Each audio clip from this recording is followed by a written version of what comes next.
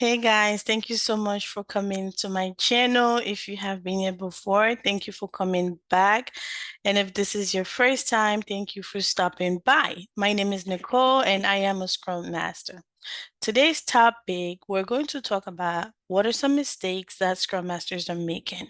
But before we proceed with our topic for today, please do go back and subscribe if you haven't done so. However, if you have already subscribed, do not forget to hit the notification bell. So once I post a new video, you definitely don't want to miss out. So go ahead and hit the subscribe button and click on the notification bell.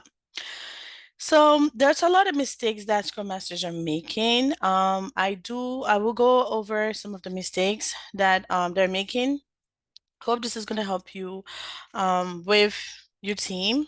So some mistakes that they're making, the first one pretty much is not being able to teach your team how to facilitate meetings.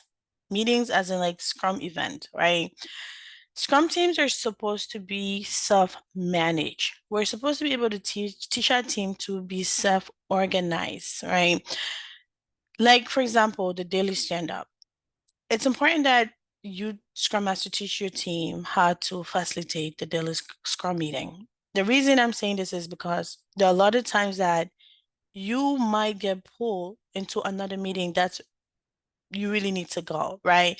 And if you get pulled into a meeting that maybe your manager, somebody really needs you there, right? You're not going to cancel the stand-up meeting because you're being pulled into another meeting. So it's important that you teach your team how to facilitate the event, how to facilitate the daily stand-up meeting. So if you're getting pulled to another meeting for whatever reason that particular day, your team member can still come to stand up and self-organize and run the meeting on your own, right? And again, another situation could be that you request a day off or you're on vacation for, you take some time off.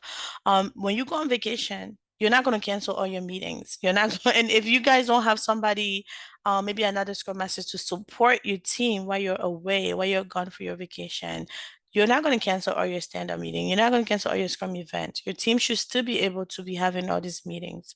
So just make sure that you are teaching your team how to be self-managed. Teach your team to be able to facilitate these meetings.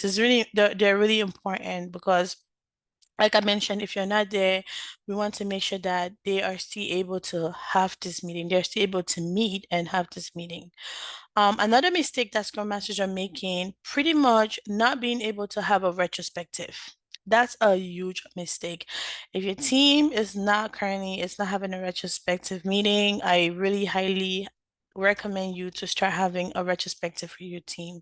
Not having a retrospective, you're not going to be able to understand the gaps that you're having, right? You're not going to be able to understand the areas that need to improve. Um, the whole purpose of a retrospective is for your team to pretty much come together to talk about the things that went well during the spring, the things that did not go well, and then they'll come up with ideas or the things that they would like to improve so they can continue to perform well. So just make sure that you're having a retrospective. Not having a retrospective again, you're not going to be able to get feedback from your team on the things that are going well and the things that are not going well. So it's important that you keep having your retrospective every at the end of the spring with your team members to ensure that you guys are seeing all the areas that they're doing well, all the areas that they're lacking, so that way they can come up with ideas or the things that they would like to improve so their work can keep moving forward, so they can keep delivering on time. Another mistake that Scrum Masters are making, pretty much a Scrum Master acting as a manager. You are not your team members' manager. Your team members have a manager, just like you, Scrum Masters, you also have a manager. You have someone that you're reporting to, as well as your team members, they have someone they're reporting to. However, Scrum Master is a coach. You're a coach to your team. You're here to coach your team on the work that they're doing. You're here to mentor your team, right? You're a mentor to your team. You are a servant leader to your team. You are pretty much to help your team to collaborate. You're here to make sure that your team members are they're working together, they're able to collaborate as a team to help each other out so they can continue to deliver their work on time. You're pretty much here to help your team to remove roadblocks, any issues that they're having, any challenges that they're facing. You're here to teach them ways to remove roadblocks, or you're here to assist them to remove those roadblocks so that way their work can keep moving forward. You're pretty much there to teach your team best practices, right? You're here to teach them best practices. So you want to make sure that you don't act like the manager to your team members because you're not their manager. Again, just make sure that you're acting like a coach, a servant leader, a mentor to your team. You're here to ensure that all the roadblocks, all the challenges, all the issues that they're having on the team, you're here to ensure that they're being identified on time and they're being resolved on time. Another mistake that Scrum Masters are making, pretty much try to do things like your previous team. Trying to do things like your previous team. Guys, that's a big mistake, okay? It's not one size that fits all, okay? If you had a team in the past and you left your team and now you got moved to another team, or you used to work for a company, you did something that worked well with that Scrum team, now you got a new job with a new company, you got a new team, now you want to do the same thing that you did with your previous team. It's not going to always work, okay? Not everything that you did with your previous team that worked for that team is going to work for your new team. No, every team is different. It's important that get to know your team once you join the team, observe the team, understand what they're doing, understand the type of work that they're doing. Obviously, see the areas that they're doing really well. Also, see the areas that they're lacking, right? See the things that they're doing really good. See the things that you really think that they're really not doing this correct, right? They're not doing it correctly.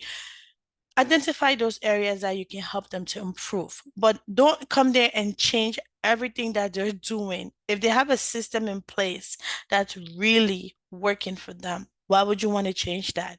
It's working for them. They're delivering their work on time, right? Customers are happy. Why would you want to change something that's working, right? Obviously, you want to make sure that if they're not having their daily stand-up meeting, or they're not having a sprint review or the retrospective, you want to make sure that those meetings are happening, right? You want to introduce those to them and tell them the benefits of having those events.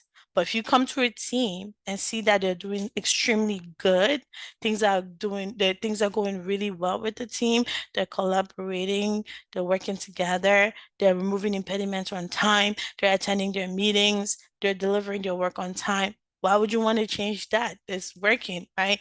So just make sure that you get to know your team members, get to know why they do the things that they do, why they do it that way, right? Try to understand why they're doing things the way they're doing before you start making changes. But please do not come to a team and start changing things that are working really, really well for them. Again, if you have some best practices that you would like to introduce to them, if you think that these are areas that they're lacking and you want to introduce that, of course, please, a retrospective obviously will also be a good place to introduce, to tell them about those good ideas that you're also having, and why you're having those things. Why do you think that this is going to be beneficial for the team?